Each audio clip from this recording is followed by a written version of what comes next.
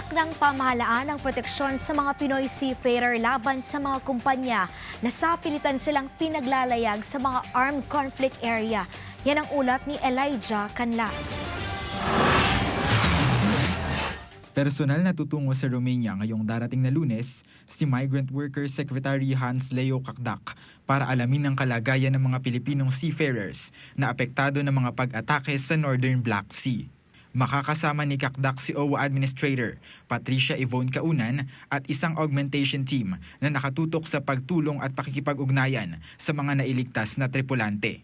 Sa isang press conference sa Quezon City, inamin ni Kakdak na delikado ang umasa lamang na hindi aatakihin ang mga seafarers, kaya kailangan ng mas matibay na risk management measure para maiwasan ang dagdag na pinsala.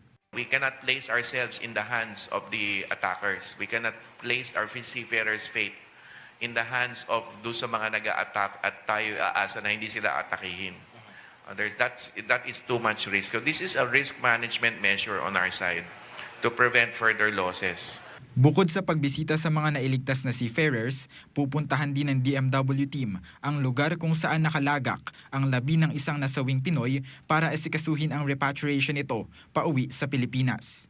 Binigyang diin ng kalihim na titiyakin ng pamahalaan ang patuloy na benepisyo at proteksyon laban sa blacklisting para sa mga seafarers na tatangging maglayag sa mga conflict zone.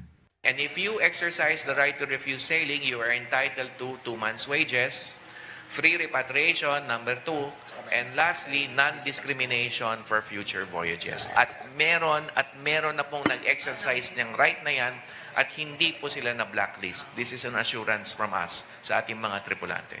Kasalukuyang nakikipagtulungan ang DMW sa Department of Foreign Affairs o DFA, mga embahada, ship owners at manning agencies para matiyak ang kaligtasan at repatriation ng iba pang mga Pilipinong seafarers. Elijah Canlas para sa Bayan.